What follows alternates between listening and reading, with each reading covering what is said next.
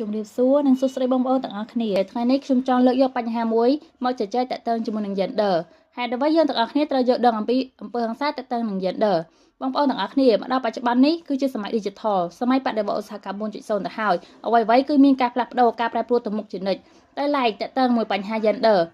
នៅតែជាផ្នែកគំនិតបុរាណមួយដែលនាំឲ្យមានការរើសអើងនៅក្នុងសង្គមខ្មែរនៅពេលបច្ចុប្បន្ននេះមិនថាតាក់ទងនឹងអំពើហិង្សាការរើសអើងលើពណ៌សម្បុរជាតិសាសន៍ការងារហើយថែមទាំងមានការវិតម្លៃសមត្ថភាពរបស់អ្នកដទៃហ្នឹងដោយផ្អែកលើបញ្ហាទាំងអស់ហ្នឹងទៀតផងមែនតើgender គឺមិនអាចឲ្យយើងយកមកវិតម្លៃបុគ្គលណាម្នាក់បាននោះទេយើងគ្រប់គ្នាគឺមានសិទ្ធិក្នុងការសម្រេចចិត្តធ្វើរឿងដែលខ្លួនឯងស្រឡាញ់ធ្វើរឿងដែលមានប្រយោជន៍តាមបែបចម្រុះគឺអាចចូលរួមបានទាំងអស់គ្នាដោយគ្មានការរើសអើងអ្វីចាំបាច់ត្រូវប្រកាន់រឿង gender និងសិទ្ធិរបស់បុគ្គលរបស់អ្នកដទៃហេតុអ្វីចាំបាច់ដាក់បន្ទុកក៏ដូចជាបង្កហិង្សាផ្លូវចិត្តក៏ដូចជាផ្លូវកាយដល់អ្នកដទៃដោយសារតែបញ្ហាទាំងអស់ហ្នឹងពេលខ្លះរឿងហ្នឹងគឺតូចតាចសម្រាប់អ្នកប៉ុន្តែនៅពេលដែលយើងនិយាយទៅវាខ្លាចទៅជាបញ្ហាធំរបស់អ្នកដទៃ